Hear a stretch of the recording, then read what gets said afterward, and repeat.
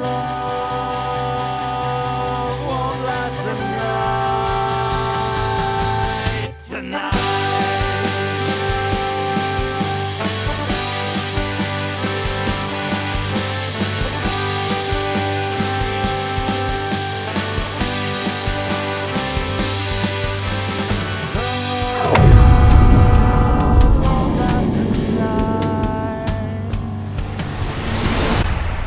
Everybody, welcome back to yet another episode of I Am I. My name is Joshua Ansley, and I am not sorry to say it is also the last episode.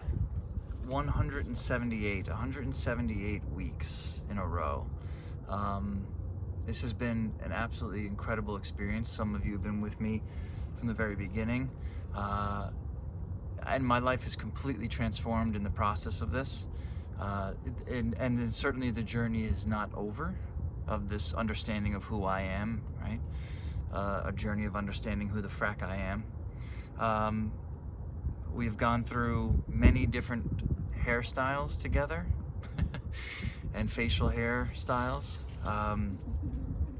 I can't even express how much I've learned from doing this. This project for me has really kept me engaged and right in the middle of the work where I needed to be, and it was a really great opportunity for me to reflect and to share with you the possibilities and what was happening in my life. It was basically, a video journal for me. And it has been completely transformative. If you watch the first few, the things that I've worked through, the things that I thought, how interesting I thought I needed to be, and it was far more interesting in the very beginning, right? But I've kind of settled out now, and it's interesting to see how much I've learned. And really, if you take these principles at this point in my life now, it's just about continuing to do what I've done over these past 178 episodes, is really just continue to do this work and start to see it on deeper and deeper levels, because they're really understanding that it's not as it seems. And every time you pull back these layers, which is one of the episodes that I did, was on layers, right? As you pull back these layers, you start to see the same things with all completely different eyes, and so you start to use the same principles and start to see things on deeper levels. So to recap some of the stuff that has actually really just changed my life so much in this process, is that first recognition that you are not what you think you are, that you're not this limited being that you think yourself to be, or that you might not even be aware that you think yourself to be, right? That we have been conditioned to be. And that divine knowledge from the very beginning of that you are not the body, you are not the mind, you're not even the intellect, but to develop the intellect to even recognize that is what is so important. To recognize that your thoughts and your emotions and your opinions are all absolutely valid, but to recognize they are not the whole story, and they are not all of you, right? And they are not necessarily fact. So while you can actually hold space for them, the more you hold space for them, you actually step back into an objective space, into that deeper self, or a sense of self, as you do that and work through the things and start to see where those opinions and thoughts and feelings might be holding you back. And the biggest thing for me is really recognizing that it is not the world, but how I relate to it that causes the suffering, as I've said a million times in this vlog. And that the world is not black and white, right? That the circumstances are not black and white, that nothing is as it seems, right? When you start to work into this understanding of how to see on deeper levels, that not just with our eyes, and to listen not just with our ears, and to stay open to the possibilities, not open to just a new possibility and then shut off into just that being the possibility. As you wake into deeper levels of stuff, understand that to stay open, to stay with these principles, so that maybe that wherever you are now, this new principle that might be able to help you deeper. But as I said, you take the boat to the other side of the river, and when you get to the other side of the river, you leave the boat behind, right? Unless you immediately know there's another river right there that you need to cross. Discernment, right?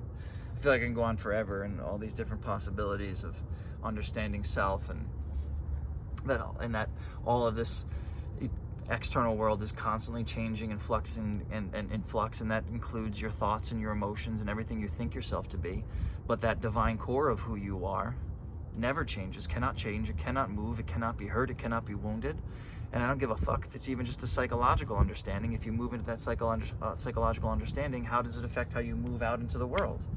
You know, it affects your ability to be more compassionate because you recognize the struggle and that you don't have to have everything as you need it to be in order for you to be compassionate. You can start to see other people's struggles, right? And start to be there for yourself on deeper levels and know how to open up and recognize that you don't know everything and that you're not supposed to know everything, and that to know everything would be this finite place of being stuck and ending, and that true perfection is the constant state of growth. Right? So that to be in that progress is perfection, that we just keep moving forward, right? And how to learn to love ourselves on deeper levels, because, you know, how to not shame ourselves, that the very nature of being born into this world, we immediately go out into our senses and we learn, we think that we are this limited understanding, and then that shame and the limitations come from that. The shame comes from those understanding that we're feeling those limitations and feeling that we are not worthy enough because there's only so much we are capable of. In some ways, that's deeper shit, but that's one aspect of, opening up into different interpretations of things like sin. And sin is not necessarily something that you've done wrong and you're going to wind up going to hell, right? But the hell is a state of mind. And that sin is just fluctuations in the mind. So operating through these systems, these principles are not things that we have to do so that we get saved, but it's saving ourselves and understanding that these are ways that that human mind works better and operates better if you do these things. And to recognize that you don't recognize why you're doing the things that you're doing, to start to recognize why you're in just conditioning and in survival mechanism, and just when you're being ruled by your lower base needs instead of a higher thing, which is not necessarily a bad thing, but it's when it's not, so that it's just not ruled by that space. It's not that it's outside of black and white, of good and bad, of right and wrong. Those are the limits that get you stuck in the way it should look like this, and it's none of that. All that stuff is just fucking garbage. As like I said, it's about, I don't believe that God exists. That's why I put all my faith in it, right? So I put my faith in my higher power and all that kind of shit. That's a power of my own that is higher than anything I've ever encountered before, right? And even if it exists or not, it doesn't matter. It's about looking at my belief systems and recognizing which ones are going to bring me into a higher space in this life, and alleviate suffering and move into a better way of living, and then accepting reality as it is and move forward from there to create the life that I want, right? And accepting what is in my power to change, what is not in my power to change, and the wisdom to know the difference, right? Which is fundamental. So anyway, 178 episodes to look through. I'm not going anywhere. If anybody's interested, joshuaansley.com. I have to put a email list up there, but you can contact me. I'm now working on a new CD of music that's just fantastic.